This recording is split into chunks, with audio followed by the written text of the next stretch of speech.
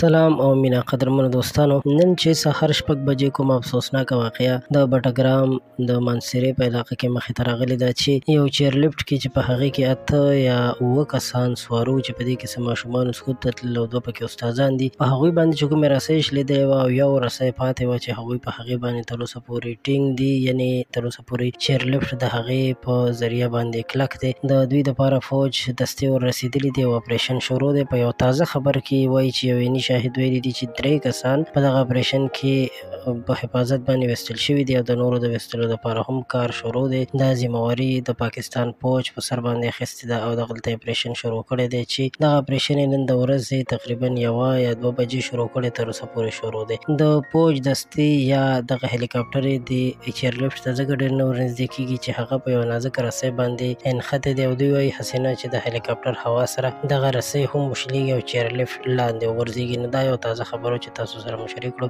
یو جهان مننه.